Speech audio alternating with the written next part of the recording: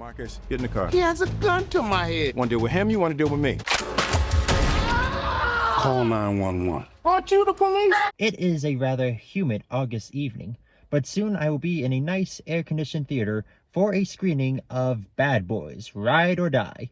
Welcome to Initial Reactions, where I give my preconceptions about a movie and then my very first thoughts about said movie as I'm leaving the theater. The Bad Boys franchise is an interesting beast, because according to Hollywood logic, they should be on movie 7 by now. The first one came out in 1995, the sequel in 2002, and then there was an 18-year-long gap before the third movie came out, Bad Boys for Life. At first glance, it sounded like the movie would be dead on arrival. A January release date, which is a dump month, a sequel to a duo of movies that are dated and never really got very positive reviews to begin with.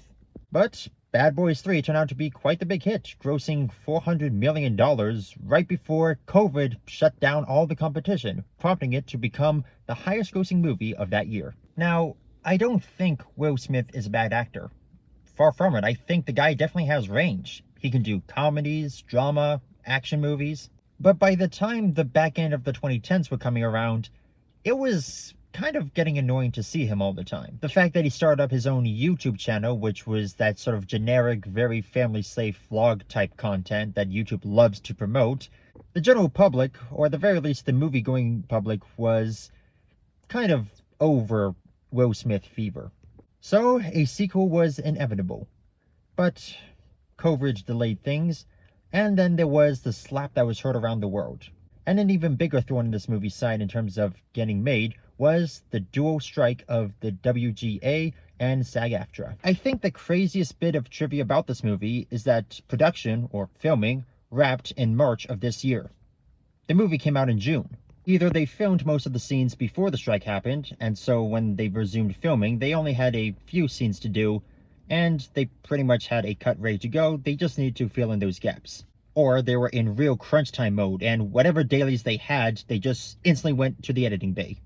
So far, I've heard pretty good things about this movie. It has strong reviews, but not quite as good as the last one, and it recently crossed $200 million at the domestic box office, $400 million worldwide. So regardless about how I feel about this movie, the likelihood is we are going to get Bad Boys 5. Now the question is, will they rush it out for next year, 2025, which would be the 30th anniversary of the first movie? I mean, if they have a script ready, then I see no reason why they can't start shooting it. For now though, let's see if this newest one, is any good. And I'm not going alone this time. Got my friend Albertus, who you might know is a good friend of the channel, of all the channels. Now, so what are your hopes for this movie? You hoping it's good as the last one? That's my hope.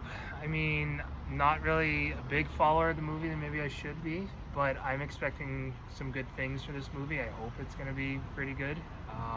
We'll see. I know Will Smith has fallen off quite a bit since this whole Oscar shenanigans or whatever you want to call it, but I'm excited to see what they have to offer tonight.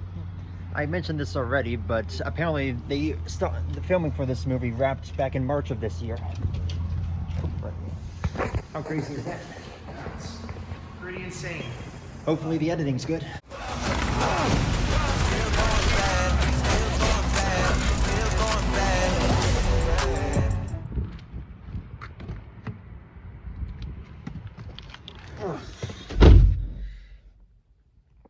Okay, so yeah, that was quite the action-packed spectacle. I think at the moment I still prefer the last movie, but man, there are some shots in this movie that, man, the director's cooked. Let me put it that way.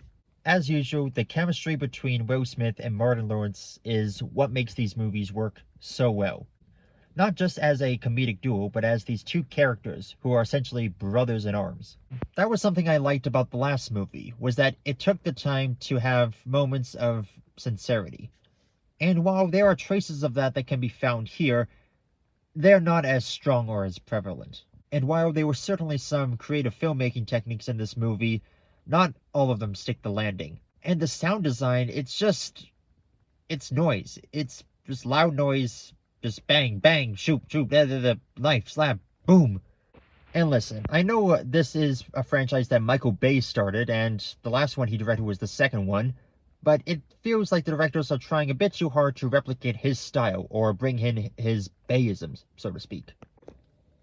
At the time I'm recording this, I think it is a step down in quality from the last one, but I do think I can recommend this one. A light recommend, though. If you've seen the other movies or just the last one, then you're not going to do yourself any harm if you check this one out.